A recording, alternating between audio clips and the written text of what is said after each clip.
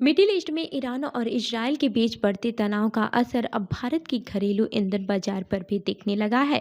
अंतर्राष्ट्रीय बाजार में कच्चे तेल की कीमतें $103 प्रति बैरल के पार पहुंच चुकी है, जिससे पहले ही दबाव बना हुआ है। इसे बीच नायरा एनर्जी ने गुजरात के वाडिनार स्थित अपनी रिफाइनरी को 35 दिनों के लिए बंद करने की योजना बनाई है। ये शटडाउन नियमित मेंटेनेंस के लिए किया जा रहा है, लेकिन इसकी टाइमिंग ने बाजार की चिंता बढ़ा दी है। इस रिफाइनरी की सालाना क्षमता करीब 2 करोड़ टन है, जो भारत की कुल रिफाइनरिंग क्षमता का लगभग 8% हिस्सा है। इतने बड़े स्तर पर उत्पाद रुकने से पेट्रोल और डीजल की सप्लाई पर असर पड़ सकता है। खास बात यह है कि नायरा देश भर में 6300 से ज़्यादा पेट्रोल पंपों को ईंधन सप्लाई करती है, जिससे क्षेत्रीय स्तर पर कमी की आशंका बढ़ गई है। हालांकि आमतौर पर कंपनियां ऐसे शटडाउन से पहले स्टॉक जमा कर लेती हैं, लेकिन इस बार हालात अलग हैं। रूस यूक्रेन युद्ध और मिडिल ईस्ट के तनाव के कारण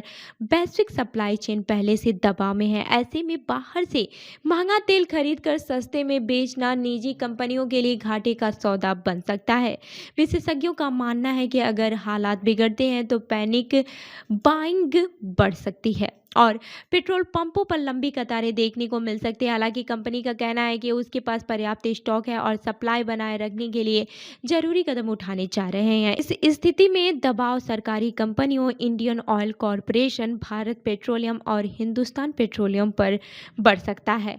अगर अचानक मांग बढ़ी तो लॉजिस्टिक और सप्लाई में दिक्कतें आ सकती हैं, खासकर ग्रामीण इलाकों में। कुल मिलाकर वैश्विक तनाव और घरेलू रिफाइनरी शटडाउन का ये कॉम्बिनेशन भारत के ईंधन बाजार के लिए बड़ी चुनौती बन सकता है। अब देखना ये है कि क्या सरकार और कंपनियां मिलकर इस संकट को संभाल पाएंगी या फिर लोगों को लंबी कतारों का सामना करना पड़ेगा। तो इस खबर पर आपकी क्या राय है, हमें कमेंट करके जरूर बताएं और ऐसे ही अन्य खबरों के लिए हमारे चैनल को लाइक करें, शेयर करें और सब्सक्राइब करना ना भूलें। मिलते हैं अगली खबर में, तब तक के लिए देखते रहिए सुदर्शन भारत न्यूज़। धन्यवाद।